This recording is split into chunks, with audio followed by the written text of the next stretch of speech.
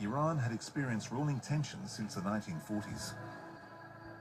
The British-backed Shah saw himself as a successor to the great Persian kings of the ancient world, living a glamorous and extravagant life.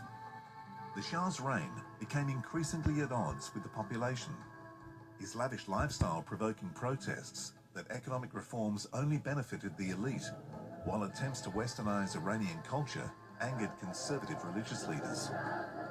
If you go to Iran and you see how the royal family had lived before the revolution, you can kind of understand why there was a lot of anger and why there was support from some people for that in the first place, because, you know, there was a tremendous amount of corruption, of wealth. A vocal critic was the exiled Shiite cleric Ayatollah Khomeini, who broadcast to his supporters from France. As the Shah's regime became increasingly repressive, riots in 1978 developed into a state of virtual civil war.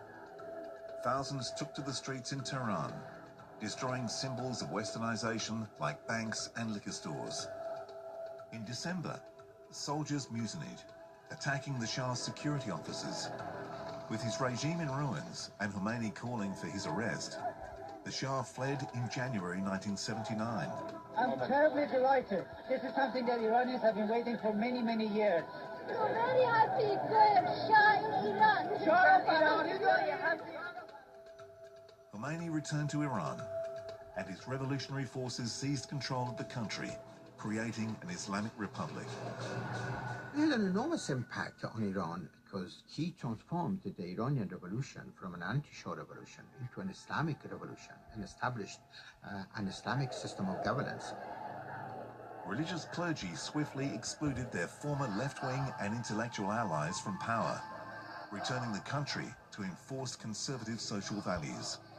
Ayatollah Khomeini had changed Iran from a place which had been fairly cosmopolitan to a place where, you know, women had to cover themselves, and if they didn't do that, then the morality police would come and arrest them.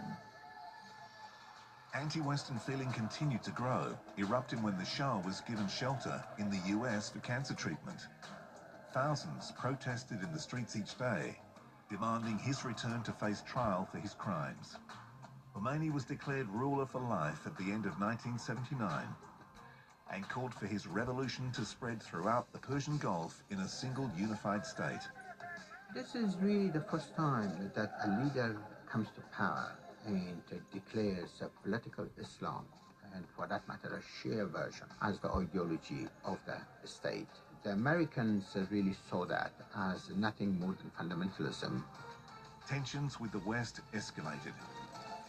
I think his revolution had an unfortunate effect on the way the West sees Islam, because, you know, what we saw of the revolution and the repression gives a very bad impression of what Islam is to a lot of people who don't understand it and haven't read the Quran themselves. Iran's 1979 revolution had lasting effect, with increased tensions between Sunni and Shia Muslims and anti-Western sentiment growing ever stronger in the Middle East.